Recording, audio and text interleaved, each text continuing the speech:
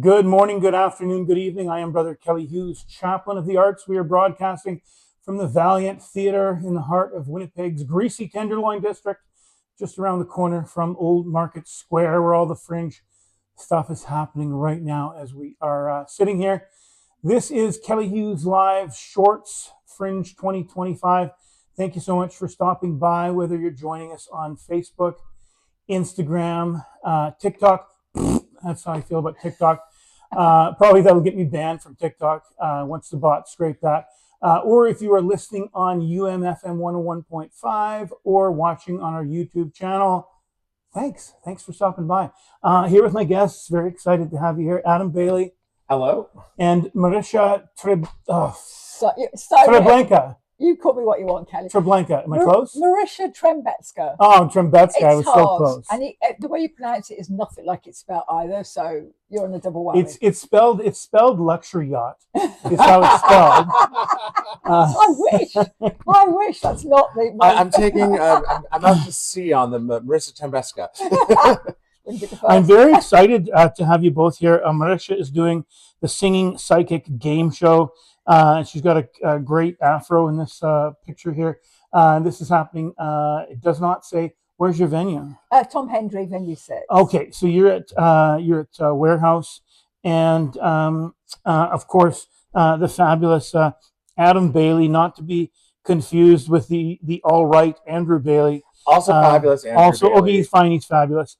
My Three Deaths, which is what's the date today? Do you have a show at 6:30? I have a show today at 6:30. We're out at the Cirque Moliere. So we're in the St. Boniface Hub, which conveniently is near a Dairy Queen. So you can see my show and get a peanut butter parfait. I think it's a great combination. Okay. Is it Dairy Queen or is it like the Dairy Whip or something? Where's the Dairy No, Queen? it's a Dairy Queen. It's right across the road. On Provence? You just go east across the intersection. And it's right there. Huh. I noticed it when I was getting my lunch the other day, and I'm like, a Dairy Queen in the city that I'm in. Normally, Dairy Queens are hard to get to. I live in London, England. England? Oh, that London. Yeah, that one. There is London, Ontario. I know, but nobody thinks about London, Ontario. I clearly am, just in case. Yeah. But a Dairy Queen is like an ice cream store. Yeah. Ice cream and burgers. And burgers in a Dairy Queen. Yeah. So ice cream is like if you take like milk and then you freeze it. Okay, you know what it is. Okay. We do have occasional snow in Scotland, not in London. It was just the concept of what the store is I've never heard. So it has these lovely brand name desserts. There's a Blizzard that you can get, like it's a smushed up ice cream and you put the chocolate chunks into it and they mix it for you. Or you can get like a dilly bar or a peanut butter parfait. So there's some set desserts that they're kind of famous for, plus burgers and things. Is this sponsored by Dairy Queen? I should be. Have you had your lunch? I stopped at Bronuts on my way here, so I've done a Winnipeg classic. What's Bronuts? It's a local. It's a Winnipeg classic. It's high-end donuts and coffee. Bronuts. It's and I had donuts for hipsters. And I had a pistachio eclair on my way here, and it was wonderful. And I'll take you there, okay? They had like matcha Oreo donuts today. They had all sorts of wonderful things. Usually we take a moment before we get into the total digression, so I'm glad that we've already we're just in the digression. We've already gone there. You said you were having a sugar crash when we got here. Are you rebounding? Yeah. Now that Marysia has come and we're just I've got some sugar in here. No, I ate the sugar and then I crashed. So I think I'm coming back up now. My energy is returning. So I think the lesson here is that all Fringe artists, including me, who has 2 packets of gum, as you call them, we live on sugar and crisps because you try and eat well, but then you're on the run, aren't you? You are on the run, and that ain't that the truth? Yeah. Do you know what you can't really get here anymore? Licorice torpedoes. So you know goodies, right? You remember goodies? They're licorice inside, and on the outside they're like hard candy. Oh. There's also Good and Plenty, but Good and Plenty is American. Goodies was Canadian, and you can't get them anymore. They stopped making them. The American ones you can kind of get, but they're always expensive and hard and terrible. But in the States, in the UK rather, there's all the great. I mean, UK. Say what you will about UK food, great candy, right? There's lots of great candy. Yeah, amazing. And so there's they call them licorice torpedoes, and I didn't know that's what they were called, but I had to look it up because I was trying to find them, and I really kind of I almost spent like $30 to get a bag from the UK, but I didn't. So Is it black or red licorice? It's black licorice inside, and on the outside they're hard. You don't know what goodies are? I'm not a licorice person. So Okay. I How hate about some red licorice? How about licorice all sorts? yes, You know, sometimes in licorice all sorts, there's the little guys that are like the shape like a pill. I don't know how to.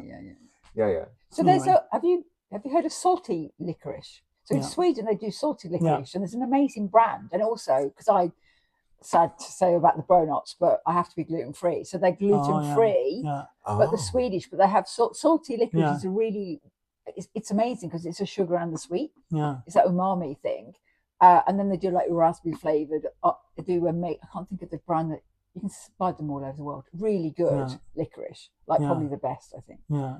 Okay. Well, And the licorice coins, sometimes those Nice. are salty and Yeah. well, if you need sugar on the way to my show, Dairy Queen, and if you need sugar downtown near the main hub, Bro Nuts. But if you don't need sugar and you can't eat gluten, then licorice. This is what we've learned.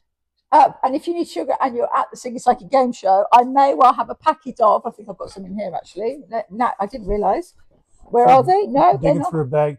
When I did my interview the other day with Penny and Jem, somebody was taking a picture, and Jem was holding a shopping bag, like in the picture, and the person who was taking the picture had to say, Shakalicious. Oh my gosh, that is horrifying. If you have a sugar rush in my show, which is probably that is horrifying, isn't it? would you like a shakalicious? that's nightmare fuel.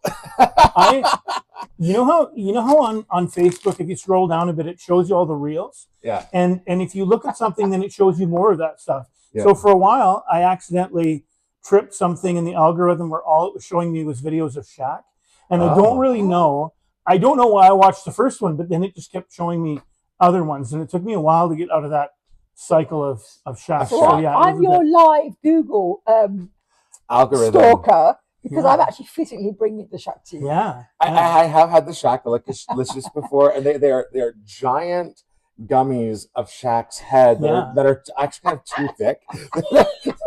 Well, it's rather disturbing. Don't you imagine that his head would be quite thick? Probably. Yes, but He must have a big don't head. know if I'm eating a gummy version of Shaq's head. If I want realism experience. Well, I saw them in the store yesterday. I was like, come on. We do not do Shakalicious in London. I don't know why they exist. They're so weird. I bought 2 packets. That's amazing. I've had them. I clearly bought these. She's the target market. I am very excited to have Adam here because Adam and I have known each other for a long time. You and I have just met moments ago. Have you been to Winnipeg before? Never. I arrived on Monday evening and met Adam just as I was getting on the plane with Jimmy Hogg. Because I know Jimmy. Yeah. Oh, that's nice. Yeah. So I met Jimmy Hogg when I did Montreal Fringe last year. So yeah, is he here or he just put you on the plane and he's doing potato? Yeah. So he's here. Yeah, but he was really helpful because I'm doing the kind of Toronto, Winnipeg, Saskatoon, Edmonton, and so about 3 months ago because we'd been discussing it in Montreal last year, and I said, "What am I doing?" So he was happy to give me like 20 minutes of time to go do this, do that. I literally did what Jimmy told me.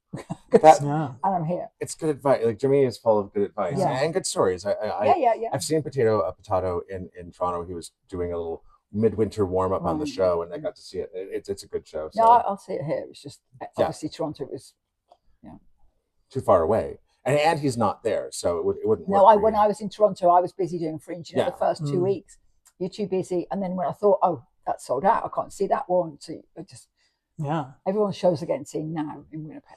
I see about 23 shows in Winnipeg every time I'm here. So amazing. Well, it's what you do when you're at this Fringe, I find, because everything's kind of around each other. Yeah, and it's a great Fringe for seeing everyone's show. It's a great Fringe. Have you been out at CCFM before? To see shows? Yes. No. Have you done a show out there? No, it's my first time being out there. So it's a little bit farther flung, and I think for you, I think it'll be good and fine. It's a bit tough sometimes for people that are having their first time in Winnipeg. I feel like they've mixed up because last year all 4 venues were BYOV, and this year 2 are lottery. Yeah, and that's venue 3 and venue 4. Yeah, and because of that, they've been able to filter in Some of the lottery winners who are bigger hitters are Okay. out there. Yeah. Some of the BYOV like me who are mainstays of this Fringe tour are out there. And that mix is good. Plus the new PTE buses, the ones that go down Portage, go directly past Oh, really? those theaters. Oh, okay. So if you're at PTE, Yeah. it's actually faster to get to St. Boniface Yeah. to see those shows than it is to get to Tom Hendry. Huh, Because the bus just goes zoop, straight there. So I think that's important information that your audience probably wants to know. You've heard it here first, folks. Important information. I'm just going to take a brief pause here. If you have been watching this on Facebook or Instagram or TikTok, thank you so much. This is about to end. We are going to continue this conversation on YouTube, and if you're listening on the radio, this does not affect you at all. But if you want to watch the rest of this interview, where we talk about even more candy and shaped like basketball players' heads, go to our YouTube handle is the Valiant Theater 1761. Very catchy. I know. Anyway, thank you so much for stopping by. Go over there and listen and watch all of our interviews here for Fringe 2025. Okay, there's my artificial pause button. Were you so live? Were you live? No, it's just that we do like a 15-minute bit because like when you do stuff on Instagram and stuff like that, you can upload a 15-minute thing, but anything longer, it kind of loses its mind. So the rest of this is just going to be on YouTube because as long as Adam doesn't show his nipples, we're probably fine. Now we want to see it. Now everyone wants to see my nipples. But I've had enough sugar. But I'm happy to have you here because it's nice to talk to the people that I know, and it's nice to meet people. I've had a lot of it's really interesting. So I'm about I don't know how many, 10 or 12 hours in so far, and I've had about 30 people in maybe, and a lot of new people. And there's always so many. To me, it's interesting. There's always a lot of new people, and you come, and I guess it's hard anywhere when you start and you kind of haven't been somewhere and people don't really know you. Do you remember showing up at your first Fringe? Yes. I know it was so long ago, but oh, you meanie. Mine might be longer, actually. I did. I built myself up in Toronto first, and then I hit the road because someone politely told me that Toronto isn't a real Fringe, and I was like, "What do you mean?" and then I went on the road and I discovered what they meant. And so I remember my first time in Winnipeg, where I opened my first touring show, and it was my first solo show, and that was Adam Bailey is on Fire, which is about me as a gay person going to hell and winning.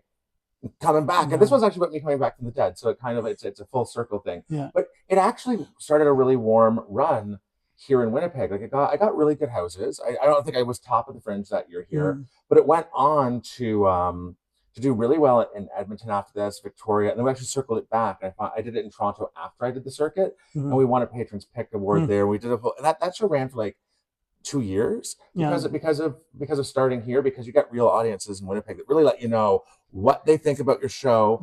And they're very honest and they're caring, but they're not going to placate you. They're not here to placate you. They're going to tell you what they think of your show, and it's actually a good thing. Yeah. I did my first show yesterday, actually.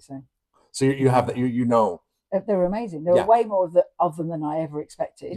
Thank the Lord. And obviously in the church, thank the Lord. As a practicing Buddhist. Other deities are available. No, I pray to all the gods. I am a Buddhist. So yeah, they were amazing. As soon as I started, they're cheering, they're going for it, and I'm like, it was such a great first show. But my stage manager from Toronto had said, I think your show's going to work really well in Winnipeg, just because of the kind of show it is, and it's very interactive, but it's also very kind-hearted and personal. So it's not, because I was a bit like, okay, this could be an interesting. But they get a lot of good, like Winnipeg gets a lot of heavy hitters from the circuit and around the world because it's the Fringe right before Edinburgh. Yeah, 5 years Edinburgh. 5 years. I've done Adelaide. I've done the TEDx. I've toured the world. A lot of people come here before they go to Edinburgh to make sure that the show works. So you get a lot of people who are here, and then their next stop is going to. This show has been tested. I've been doing the Singing Psychic for 10 years. So the game show came into existence in 2017. Yeah, 2017. But yeah, I've been touring this character, and she just keeps moving and getting honed. Why Canada this time? So I did Montreal last year, Montreal Yeah. Fringe, because I'd done it years before, Yeah. where actually I met Penny Ashton. Yeah. I met Penny Ashton in Montreal Fringe 2008, Yeah.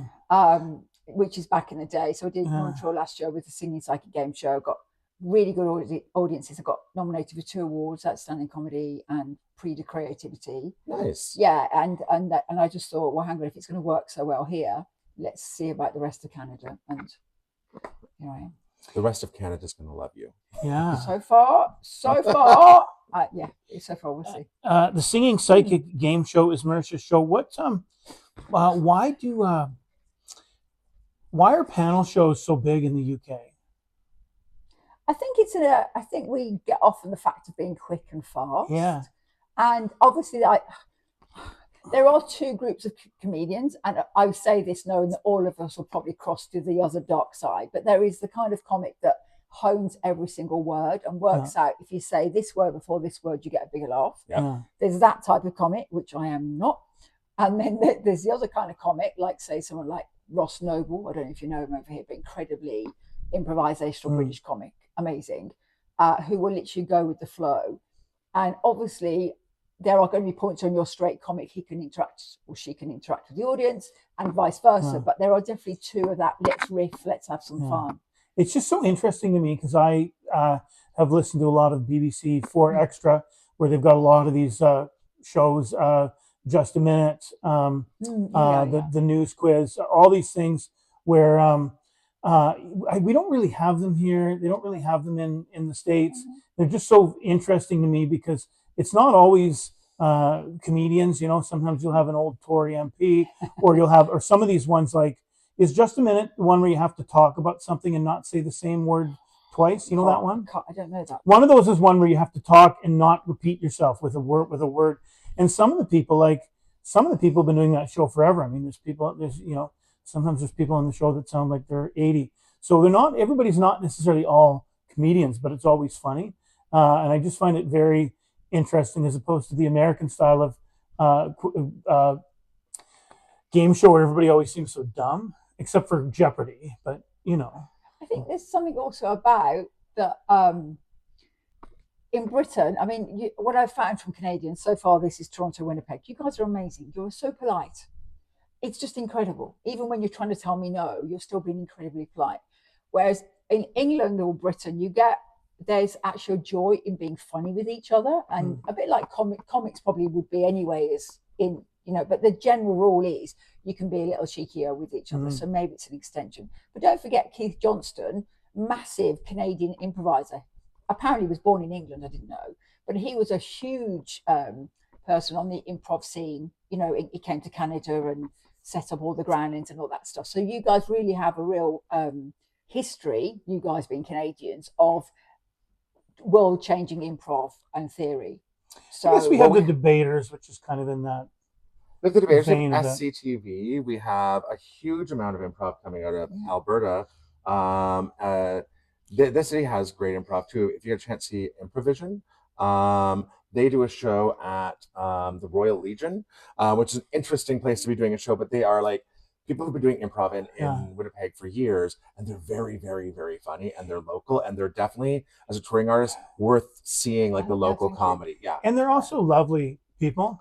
Yes. And so they've got, there's 3 of them, and plus Audra, who is kind of in charge. And so there was one thing, where they do call outs, from the audience, and they say, suggest a task, suggest a profession, and the profession was gynecologist. And then it was suggest a person, and then somebody yells Bill Cosby. And then Audra just goes, nope.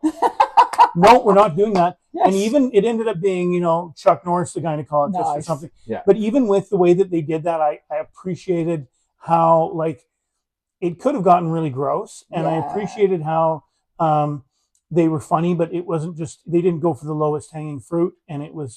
they're all wholesome dad types, right? Yeah. And there's something really wonderful about them. Yeah. I've seen their show every time I come to Winnipeg. They are a must in Winnipeg for me. Okay, well, and they're connected to other horror comedy troupes sometimes. They don't always end up putting on other shows, but they are a Winnipeg staple for me. I have to see that show. Cool. And No, I will.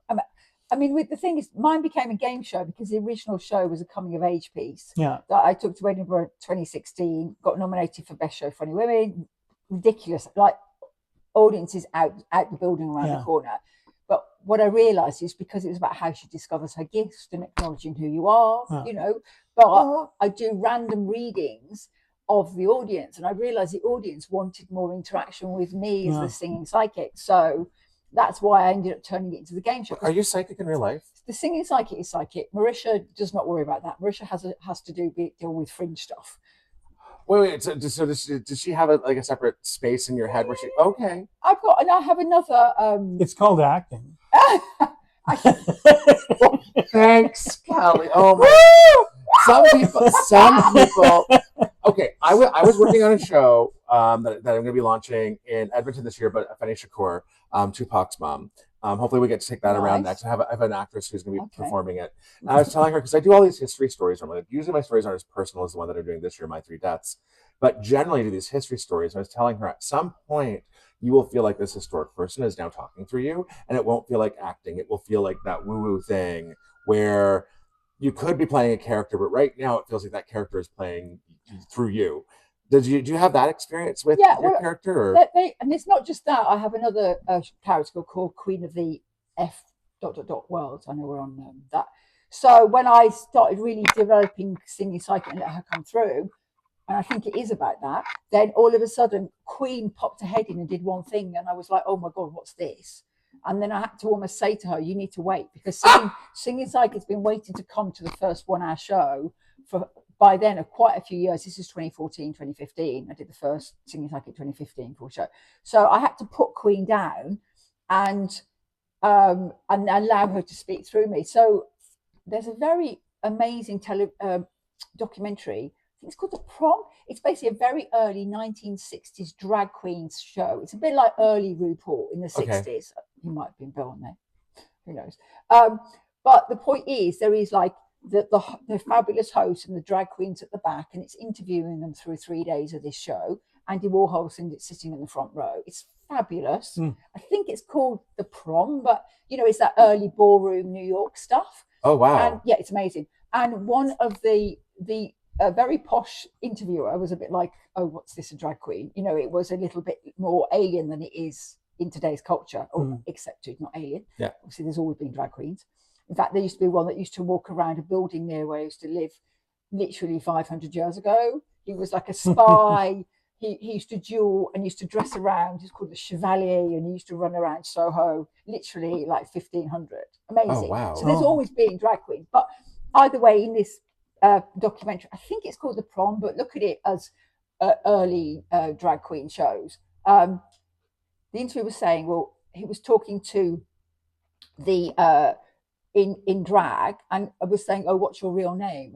And she said, I'm going to paraphrase terribly, basically said, I am who I am. What I am when I'm not this is a separate thing, which is an acting thing, but it's also I've been described, I guess, as a bio queen, but it's not just, it's just Marysia. Singing psychic is unbelievably psychic. And I say this I can show you a load of Instagram messages. The reviews are like weirdly psychic. The cards always fall. I don't know. I don't get it. I don't need to stress about it. And then Queen is a fierce feminist LGBT out there fighting for power. And she's far angrier than I've ever been, and certainly Singing Psychic ever is. So I think bits of your personality wander, and she gets to, I love Queen. It'll come back again, but it's a different. Yeah. Oh, that's yeah. No, I know what you're saying. Like, it's funny because sometimes you play a character and that's you putting something on, and sometimes you play a character and that character really. And as I said, with the history stuff, I've had that happen where, like last year when I did Victoria Woodhull's story with All Hail Mrs. Satan, I felt moments where Victoria needed it to be said in a certain way, and it came out as if she was like pushing that button that it wasn't my choice. And it's interesting because like in this show, I could talk about ghosts that I've seen in theaters. So there's a moment in the show where I just kind of stop the show and let everyone. I talk to the audience about ghosts that I've actually seen in theaters and how that's impacted me in different times, and whether or not there are plausible explanations for these ghosts, or whether or not they really are ghosts. Actually, like put the plausible deniability into the show. Like, if you want to believe this, but also it could be this. I'm not one to say, but like it's interesting talking about these like woo-woo things that happen. When I worked with James Gangle, on this show, who's a popular storyteller who's done things here, very popular across Canada, and he worked on the show with me. He said to me, "There's actually a bit of woo in every one of the stories that you tell, whether you meant to put it in there or not." And only after he said that did I actually notice, like, oh yeah, and there, oh, and over there, and that's a weird life coincidence there. So I didn't know that I had been placing all of these little woo woo moments in a story about me dying 3 times and coming back to life. Like I have all these like weird little moments that kind of give you a little like ghost story-y feel. So it's kind of fun to get involved with some woo-woo sometimes. I want to say, Adam, that you were sure that we were only going to be able to talk for 20 minutes, and we've been sitting here for almost half an hour, and we're having an amazing time. Are we not having a great time? We're having an amazing time. Are you trying to leave? Do you have to go to your thing? Do I have to go to my thing? I can give another 5 minutes. Okay. Well, so I will be quiet for 5 minutes and let you. No. Let's. You know what? We're gonna. Talk about your show. It sounds amazing. We're gonna try to. We'll wrap this up in a couple of minutes, and then you and I will keep going. How about that? What are you doing this year exactly? So it's called Adam Bailey, My 3 Deaths, and it is a story. Well, it's actually an anthology story. It's 3 times where I have died and come back, obviously. And then it's also, I had one of those death years that people tell you happens once in your life, where you end up having 3 major people in your life pass away in one wrap around the sun. And so I talk about kind of what I learned going through that kind of experience, but I don't get mired in the nitty gritty of having someone pass. I talk more about what it's like living with other people and talking to other people about these things after the fact. And it's actually quite funny. Almost all of my reviews have been like laugh out loud, hilarious, 3 hanky inducing, but also incredibly funny, celebration of life, all this stuff. We got a patrons pick in Toronto where it premiered, just won that award. And the Star gave us their top review as well. And at some point today, I think my free press review is coming out. So I'm really excited to be doing it here. This show in some ways started in Winnipeg because I was here when I found out that my mother was going to pass. I had just been performing the Life Henri, finished my very last performance. So I didn't even have to, it didn't interfere with my run at all. My performance ended on Friday, the entire week. I'm like, why is my performance done on Friday? It's a lottery venue. I should be here to Saturday or Sunday. And then I'm like, okay, well, I guess Friday I'm done. I'm going to just watch shows for the rest of Fringe. And an hour after my show finished, I got the phone call, you need to come home. But didn't interfere with anything I had done here. It was like a weird timing thing. And then I flew back to Toronto, got a train to Belleville, and spent the rest of the year with my mom. And so bringing the show here, it kind of feels like I'm bringing it to where it actually started, because I did not know that I was going to spend a year taking care of my mom. And then one day I did. And it was great. I actually loved taking care of my mom. It was a wonderful time in my life. It is Adam Bailey, My 3 Deaths, and that is happening over at CCFM, one of those venues over there. 3, 4, one of them. Number 20. Oh, okay. Beside number 3, because beside number 3. Numbers don't mean anything. Next show is tonight at 6:30. Yes. And we've also got Marysia, the Singing Psychic game show, which is happening at somewhere where I've forgotten already. Venue 6, Tom Hendry Warehouse. Thank you both so much. We will be back with more. Thank you. Art will save us all.